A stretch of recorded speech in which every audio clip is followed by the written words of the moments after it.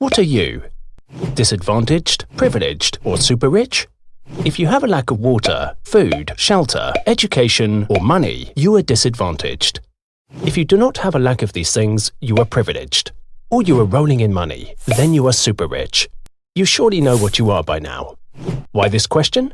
Did you know that the percentage of privileged people in the world has been falling every minute for 4,000 years, and that this decrease in the number of privileged people is one of the main reasons for the current tension in the world? At this moment, the world consists of 60% disadvantaged people, 38% privileged people, and 2% super-rich people. If we do not make revolutionary changes in the world, the percentage of privileged people will fall even further. In the end, we will have a future with a very large group of disadvantaged people, a very small group of privileged people, and a tiny group of super-rich. Why is it that the group of privileged people in the world is becoming smaller, in spite of well-meaning welfare states and progressive tax systems? This has to do with the introduction of the currency called money about 4,000 years ago.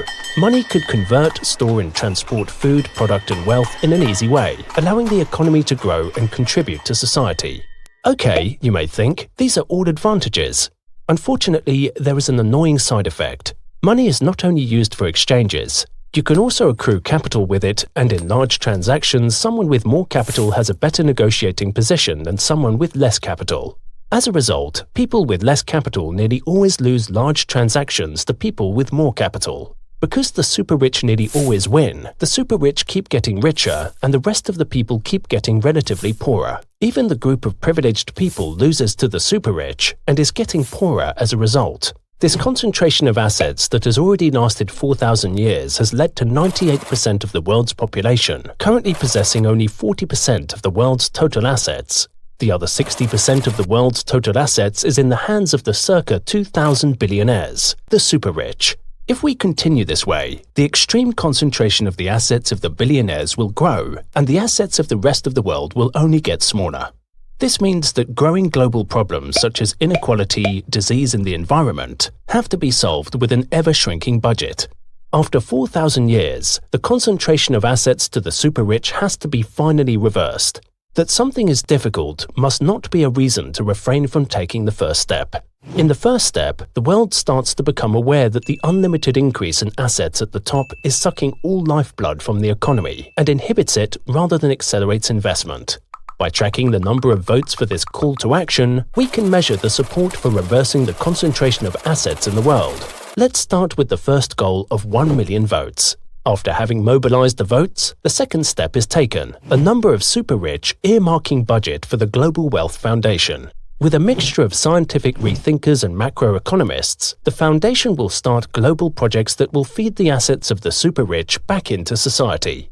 Projects of national governments, local governments, international organizations, environmental organizations, and charitable organizations can also be sponsored.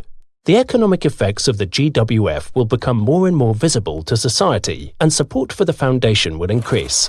The total number of votes will rise from 1 million to tens of millions. Eventually, support will be so large that in the third step, legal adjustments will be implemented in all countries of the world, benefiting the GWF. The largest share of total global assets will be active for the benefit of society. The budgets of national governments, local governments, international organizations, environmental organizations, and charitable organizations will then be vastly larger than now. Eventually, problems in the field of inequality, refugees, illness, and the environment will be solved. The global economy must be given a boost, and societies must become more just. The first important aim of this call to action is global awareness of the current undesirable situation, and that continuing down this road will not lead to any improvement. You can now indicate that you also think that revolutionary change is needed in the world.